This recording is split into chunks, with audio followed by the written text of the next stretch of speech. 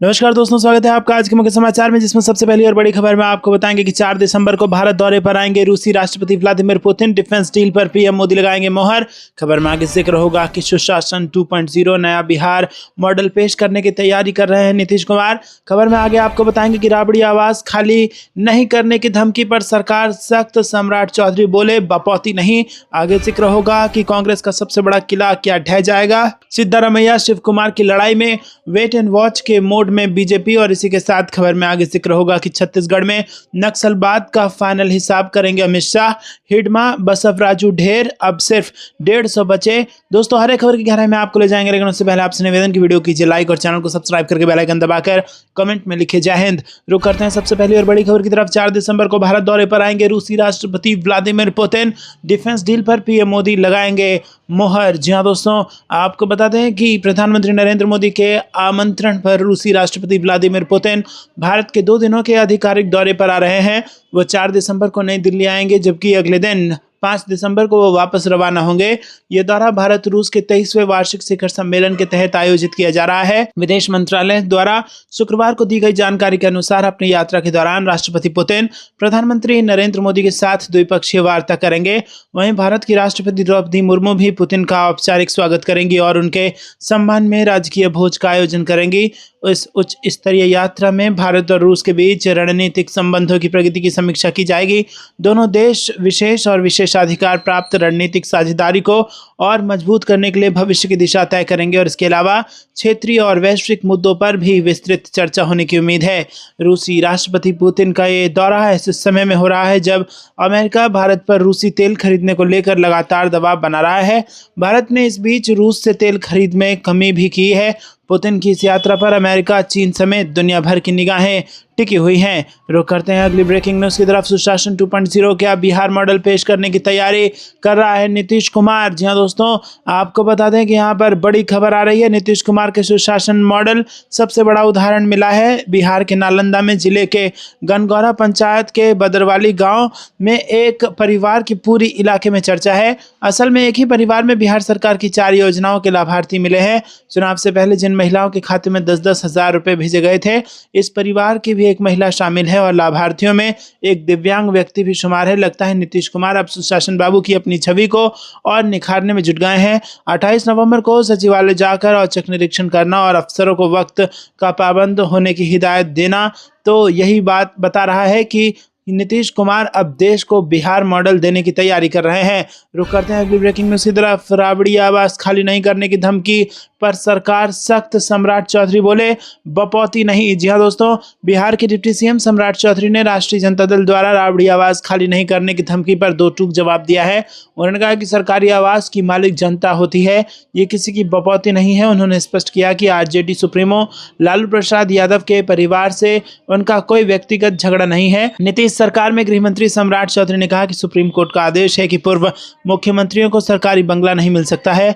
पूर्व सीएम राबड़ी देवी को विधान परिषद में नेता प्रतिपक्ष के तौर पर जो घर कैटेगराइज किया गया है वो मिल गया है। सम्राट चौधरी ने गुरुवार को एक कार्यक्रम में ये बात कही। उन्होंने कहा कि बिहार में सबका घर बदलता रहा है। पिछले 28 साल में उन्हें भी 6 घर बदलने पड़े। लालू और राबड़ी पर बोलते हुए सम्राट चौधरी ने कहा कि उन्हीं के बेटे अदालत में गए थे। सुप्रीम कोर्ट और हाई कोर्ट ने तय कर दिया कि पूर्व मुख्यमंत्रियों को घर नहीं मिलेगा तो अधिकार ही नहीं है।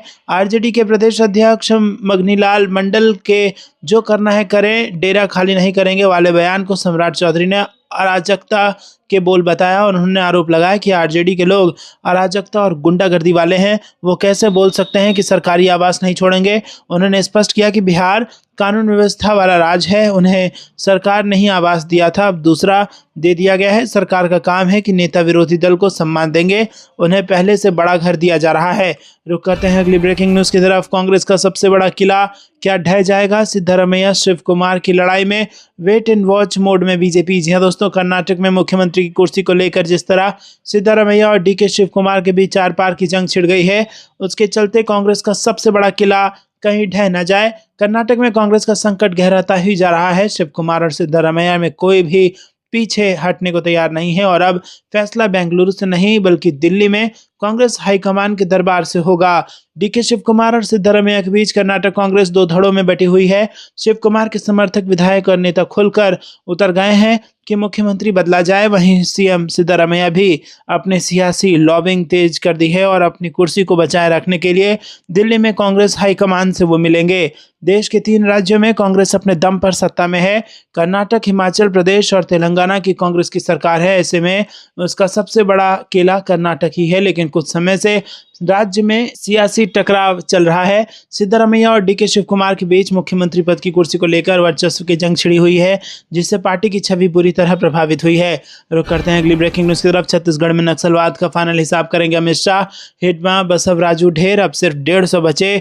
दोस्तों, आपको बता दें कि छत्तीसगढ़ के बस्तर और अबूझमाड़ जैसे घने जंगलों में दशकों से चला आ रहा नक्सली आतंक अब अपनी आखिरी सांस ले रहा है। 2024 से शुरू हुए सशक्त अभियानों ने नक्सलियों की कमर तोड़ दी है और हाल ही में 18 नवंबर 2025 को हिडमा जैसे खूंखार कमांडर का खात्मा हुआ, तो बसवराजू भी पहले ही ढेर हो चुका है।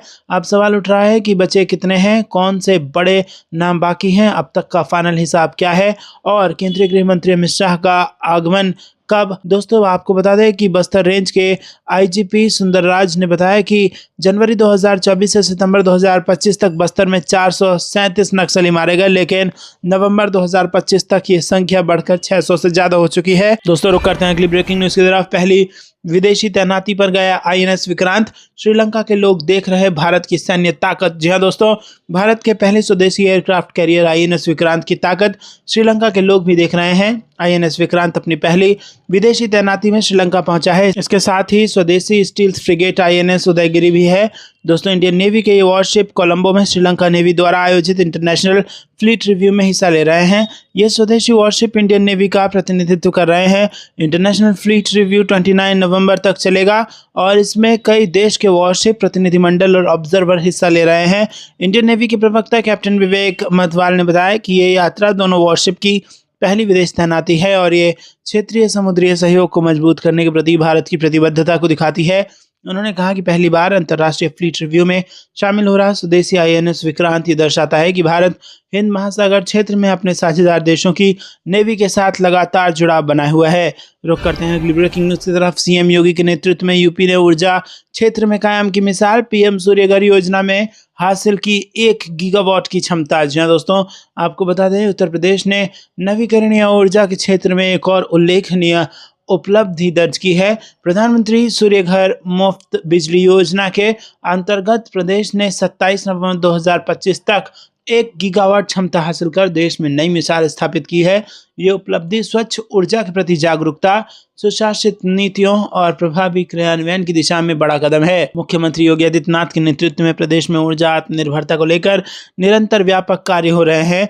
उनके निर्देशों पर योजनाओं को पारदर्शी, सरल और नागरिक हित में लागू किए जाने से आज 2.90 लाख से अधिक घरों में सोलर रूफटॉप संयंत्र सफलतापूर्वक स्थापित हो चुके हैं और इस उपलब्धि से जहां आमजन को बिजली की बचत और अतिरिक्त आय का अवसर मिला है, तो वहीं लगभग 4000 एकड़ भूमि की बचत भी संभव हुई है, जो अन्य उपयोगी परियोजनाओं के लिए काम आएगी। दोस्तों, योजना के अंतर्गत उपभोक्ताओं को अब तक भारत सरकार द्वारा 2000 करोड़ रुपए और उत्तर प्रदेश सरकार द्वारा 600 करोड़ रुपए का अनुदान प्रदान किया गया है। इससे नागरिकों पर आर्थिक भार कम हुआ है और योजना में सहभागिता गति पकड़ सकी है। रुक करते हैं अगली ब्रेकिंग न्यूज की तरफ। दुश्मन को तबाह कर देगा हमारा सुदर्शन चक्र। कर्नाटक के उडुपी से ऑपरेशन सिंदूर पर बोले पीएम मोदी। जी हां दोस्तों, आपको बता दें कि यहाँ पर प्रधानमंत्री नरेंद्र मोदी कर्नाटक के उडुपी में कई प्रोग्राम में हिस्सा लेने के लिए पहुंचे। शुक्रवार सुबह जब पीएम मोदी का रोड शो शुरू हुआ तो हजारों की संख्या में लोग सड़कों पर खड़े नजर आए। जुलूस का रास्ता भगवा झंडों, झंडियों और बैरिकेड्स से ढका हुआ था। इस दौरान एक कार्यक्रम को संबोधित करते हुए पीएम मोदी ने नए भारत की शक्ति और संकल्प का आह्वान किया। लक्ष्य कंठ गीता सामूहिक जाप प्रोग्राम में भारत की राष्ट्रीय सुरक्षा पर बात करते हुए पीएम मोदी ने कहा कि हमारा सुदर्शन चक्र दुश्मन को तबाह कर देगा। ये मंजर हमने ऑपरेशन सिंदूर के दौरान देखा है। और उन्होंने कहा कि जब पहले आतंकवादी हमले होते थे तो पिछली सरकारें कुछ नहीं करती थी, लेकिन ये नया भारत है, किसी के आगे झुका नहीं है और ना ही किसी के अपने नागरिकों की रक्षा से कोई समझौता किया है। प्रधानमंत्री नरेंद्र मोदी ने कहा कि आज हमारी सबका साथ सबका विकास सर्वजन हिताय सर्वजन सुखाय की नीतियां भगवान श्री कृष्ण के इन श्लोकों से प्रेरित है। भगवान श्री कृष्ण हमें गरीबों की मदद करने का मंत्र देते हैं और इसी मंत्र की प्रेरणा आयुष्मान भारत और प्रधानमंत्री आवास योजना जैसी योजनाओं का आधार बनती है। भगवान श्री कृष्ण हमें महिला सुरक्षा और महिला सशक्तिकरण का ज्ञान सिखाते हैं और इन्हीं की प्रेरणा से देश नारी शक्ति वंदन अधिनियम का ऐतिहासिक फैसला लेता है। दोस्तों, आपको ये कुछ लगता है कमेंट में जरूर बताइए। वीडियो को लाइक नहीं किया तो लाइक जरूर कीजिएगा। रुक करते हैं अगली ब्रेकिंग न्यूज की तरफ। बिहार में होने वाला है बड़ा एक्शन, शाह सम्राट के 30 मिनट की मुलाकात ने बढ़ा दी हलचल। जी हाँ दोस्तों, बिहार के उप मुख्यमंत्री सम्राट चौधरी ने गुरुवार को नई दिल्ली में केंद्रीय गृह मंत्री अमित शाह से मुलाकात की। दोनों नेताओं के बीच राज्य के विकास और कानून व्यवस्था से जुड़े मुद्दों पर चर्चा हुई और ये मुलाकात कई राजनीतिक संकेतों की वजह से बेहद अहम मानी जा रही है। सम्राट चौधरी बिहार के गृह विभाग की जिम्मेदारी भी संभाल रहे हैं। ऐसे में दोनों गृह मंत्रियों की यह बैठक और भी महत्वपूर्ण हो जाती है। मिली जानकारी के मुताबिक दोनों नेताओं के बीच करीब 30 मिनट तक बेहद ही इत्मीनान से बातचीत हुई। इस दौरान कई संवेदनशील और रणनीतिक मुद्दों पर चर्चा हुई।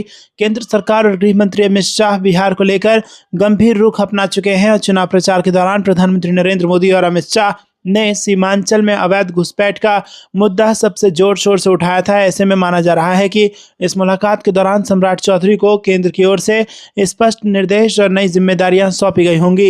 यह मुलाकात इसलिए भी खास है क्योंकि लगभग 20 साल बाद बिहार का गृह विभाग जेडीयू और मुख्यमंत्री नीतीश कुमार के पास से निकलकर भाजपा को मिला है। इसी बीच बंगाल विधानसभा चुनावों की तैयारी भी शुरू हो चुकी है। बंगाल और बिहार की सीमाएं एक दूसरे से जुड़ी हुई हैं और दोनों राज्यों की सीमाएं बांग्लादेश से भी सटी हैं। ऐसे में बिहार के गृह मंत्री और देश के गृह मंत्री की मुलाकात के बड़े राजनीतिक मायने निकाले जा रहे हैं।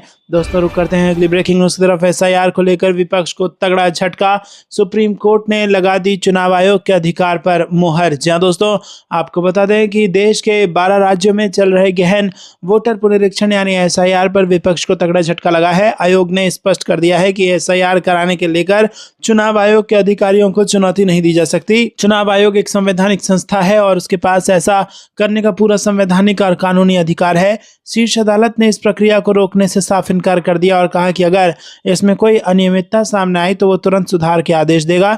चीफ जस्टिस सूर्यकांत और जस्टिस जोय माल्या बागची की बेंच ने राजद सांसद मनोज झा की याचिका पर सुनवाई करते हुए कहा कि एसआईआर की जरूरत पर सवाल उठाने वाले तर्कों में दम नहीं है। सीजेआई ने याद दिलाया कि पिछले निर्देश पर चुनाव आयोग ने प्रक्रिया में सुधार किया था और उसके बाद एक भी औपचारिक आपत्ति दर्ज नहीं हुई है।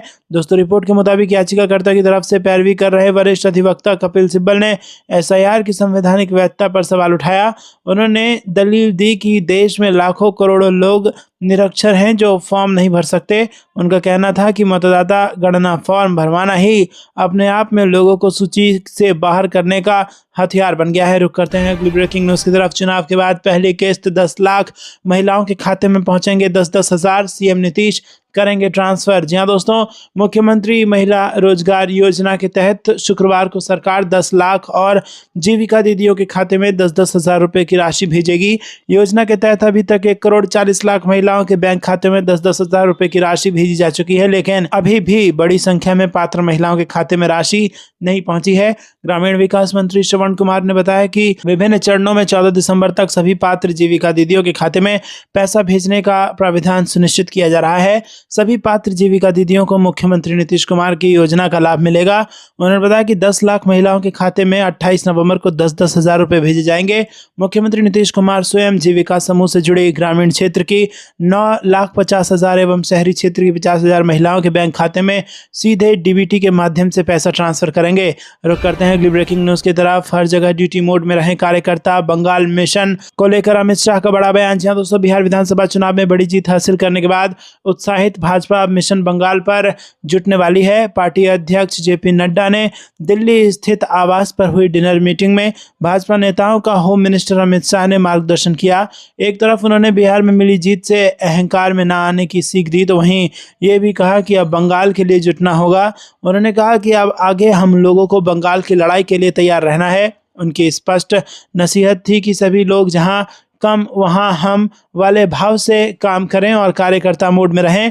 गृह मंत्री ने कहा कि जहां भी संगठन कमजोर पड़े वहां जाकर ताकत बनना है।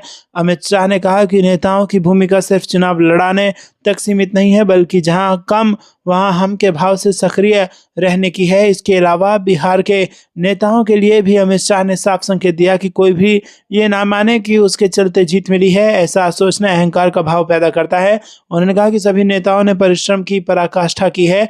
चुनाव में 1% का योगदान भी बहुत बड़ा होता है, लेकिन कोई नेता ये ना सोचे कि जीत उसकी वजह से मिली। ऐसा सोचना घमंड पैदा करता है। रुक करते हैं अगली ब्रेकिंग न्यूज की तरफ। इमरान खान की क्या सच में हो गई मौत? शहबाज सरकार की सफाई के बाद भी पाकिस्तान में अफवाहों का दौर जारी, उठ रहे कई सवाल। जी हाँ दोस्तों, आपको बता दें कि पाकिस्तान के पूर्व प्रधानमंत्री इमरान खान की सेहत को लेकर तमाम तरह की अफवाहों का दौर लगातार जारी है।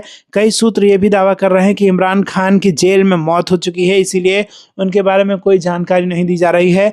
इन अफवाहों का दौर तब शुरू हुआ जब उनकी बहनों ने आरोप लगाया कि जेल प्रशासन उनके भाई से मिलने नहीं दे रहा है। क्रिकेटर से नेता बने इमरान खान अगस्त 2023 से जेल में हैं। इमरान खान की बहनों नौरीन नियाजी, अलीमा खान और डॉक्टर उजमा का दावा किया है कि उन्हें 3 हफ्ते से अपने भाई से मुलाकात की इजाज़त नहीं मिली है। अलीमा का कहना है कि इमरान के बारे में कोई जानकारी नहीं दी जा रही है और जेल प्रशासन ने उनको मारपीट करते हुए बाहर निकाल दिया है।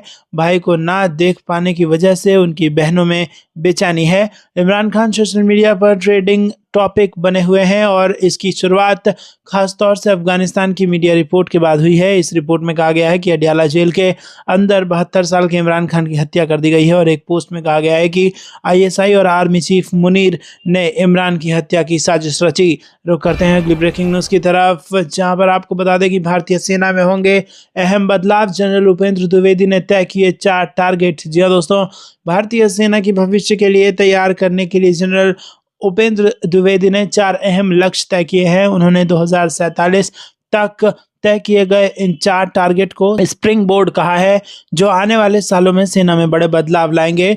गुरुवार को 2 दिवसीय चाणक्य डिफेंस डायलॉग के उद्घाटन के मौके पर उन्होंने बताया कि ये चारों लक्ष्य 2047 तक सेना को बदलने की 3 चरणीय योजना का हिस्सा होंगे।